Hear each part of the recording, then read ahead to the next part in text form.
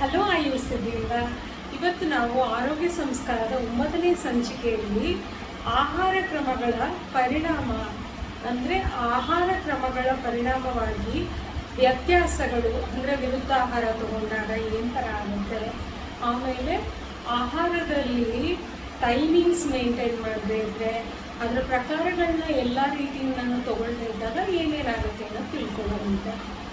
ಒಂದು ಎಕ್ಸಾಂಪಲ್ ಅಂದರೆ ಯಾವುದೇ ಆಗಲಿ ಹಿತಬುಕ್ ಮಿತಬುಕ್ ಬಗ್ಗೆ ನಾವು ಹೇಳಿದ್ವಿ. ಇವಾಗ ಹಿತಬುಕ್ ಅಂದರೆ ಎಷ್ಟು ಬೇಕೋ ಅಷ್ಟು ಆಹಾರ ತಗೊಂಡಾಗ ಸಂತೃಪ್ತಿ ಇರುತ್ತೆ, ಕೆಲಸ ಮಾಡಲಿಕ್ಕೆ ಚೈತನ್ಯ ಇರುತ್ತೆ.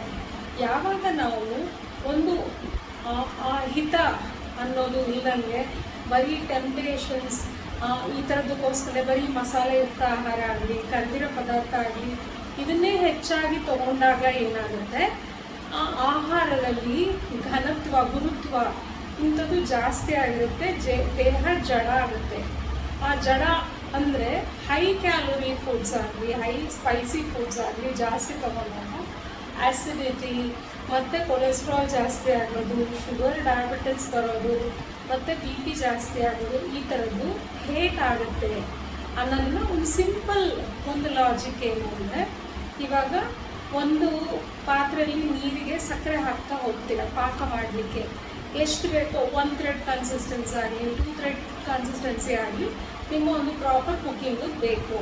ಅದಕ್ಕಿಂತ ಹೆಚ್ಚಾಗಿ ಹಾಕಿದಾಗ ಸಕ್ಕರೆ ಆಗಲಿ ಬೆಲ್ಲ ಆಗಲಿ ಅದರದ್ದು ಪಾಕ ಏನಾಗುತ್ತೆ, ಅದ್ರ ಕಾನ್ಸಂಟ್ರೇಷನ್ ವ್ಯತ್ಯಾಸ ಆಗಿ ಅದು ಜಡ ಆಗುತ್ತೆ, ಹೆಚ್ಚಾಗುತ್ತೆ, ತಳದಲ್ಲಿ ಕೂರುತ್ತೆ ಪಾಕ.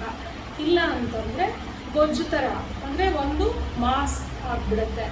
ಅದನ್ನು ಇವಾಗ ಯಾವ ಪದಾರ್ಥಕ್ಕೆ ನೀವು ಅದನ್ನು ಕೋಟಿಂಗ್ ಮಾಡೋದಕ್ಕಾಗಲಿ ಒಂದು ಜಾಮೂನ್ಗೆ ಕ್ಷೀರ ಥರ ಹಾಕ್ಲಿಕ್ಕಾಗಲಿ ಆಗೋದಿಲ್ಲ.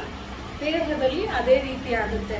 ಇವಾಗ ಹೈ ಸ್ಪೈಸಿ ಫುಡ್ ತೊಗೊಂಡಾಗ ಏನಾಗುತ್ತೆ, ಬ್ಲಡ್ ಸರ್ಕ್ಯುಲೇಷನ್ನಲ್ಲಿ ಆ ಕಣಗಳು ಅದರಲ್ಲಿ ಎಕ್ಸ್ಟ್ರಾ ಫೈರ್ ಉಂಟು ಮಾಡಿ ಲಿಕ್ವಿಫಿಕೇಷನ್ ಜಾಸ್ತಿ ಮಾಡಿ ಸರ್ಕ್ಯುಲೇಷನ್ ಅನ್ಕಂಟ್ರೋಲ್ಡ್ ಆಗಿ ಆಗುತ್ತೆ. ಆವಾಗ ಏನಾಗುತ್ತೆ, ಬ್ಲಡ್ನಲ್ಲಿ ಟೆನ್ಷನ್ ಜಾಸ್ತಿ ಆಗಿ ಬ್ಲಡ್ ಪ್ರೆಷರ್ ಜಾಸ್ತಿ ಆಗುತ್ತೆ. ಅದೇ ಇವಾಗ ಹೈ ಕ್ಯಾಲೋರಿ ಫುಡ್ಸು ಈ ಥರದ್ದೇ ತೊಗೊಂಡಾಗ ಶುಗರ್ ಕಾನ್ಸಂಟ್ರೇಷನ್ ಬ್ಲಡ್ನಲ್ಲಿ ಜಾಸ್ತಿ ಆದರೆ ಸೇಮ್ ನಮ್ಮ ಜಾಮೂನ್ನ ಕ್ಷೀರ ಹೇಗೆ ಕಾನ್ಸಂಟ್ರೇಟ್ ಆಗಿ ಸರ್ಕ್ಯುಲೇಷನ್ನಲ್ಲಿ ಮೂವ್ ಆಗಲಿಕ್ಕೆ ಕಷ್ಟ ಆಗುತ್ತೆ. ಆವಾಗ ಏನಾಗುತ್ತೆ, ದೇಹದಲ್ಲಿ ಜಡತ್ವ ಉಂಟಾಗುತ್ತೆ, ಮೈಕೈ ನೋವು ಜಾಸ್ತಿ ಆಗುತ್ತೆ, ಸರ್ಕ್ಯುಲೇಷನ್ ಕಡಿಮೆ ಆಗೋದ್ರ ಪ್ರಭಾವ ತಲೆನಲ್ಲಿ ಕೂಡ ರಿಯಾಕ್ಷನ್ಸ್ ಆಗೋದಿಲ್ಲ, ಮೆಮೊರಿ ಲಾಸ್ ಆಗೋದು, ತಲೆ ಚಕ್ಕರ್ ಬರೋದು, ಈ ರೀತಿ ಎಲ್ಲ ವ್ಯತ್ಯಾಸಗಳಾಗ್ತಾ ಬರುತ್ತೆ. ಸಿಂಪಲ್ಲಾಗಿ ಈ ಸಿಂಪ್ಟಮ್ಸ್ನಿಂದಲೇ ನಮಗೆ ಈ ರೀತಿ ವ್ಯತ್ಯಾಸಗಳಾಯಿತು ಅನ್ನೋದು ತಿಳ್ಕೊಳ್ತಾ ಹೋಗ್ಬೋದು. ಹಾಗಾಗಿ ಹಿತಬುಕ್ ಮಿತಬುಕ್ ಮತ್ತು ಆಹಾರದಲ್ಲಿ ವ್ಯತ್ಯಾಸಗಳನ್ನ ನಾವು ಕಂಟ್ರೋಲ್ ಮಾಡ್ತಾ ಹೋಗಬೇಕು. ಇದ್ರ ಬಗ್ಗೆ ಹೆಚ್ಚಿನ ವಿವರಗಳು ಬೇಕು ಅಂತಂದರೆ ನಮ್ಮನ್ನು ಸಂಪರ್ಕಿಸ್ಬೋದು. Thank you.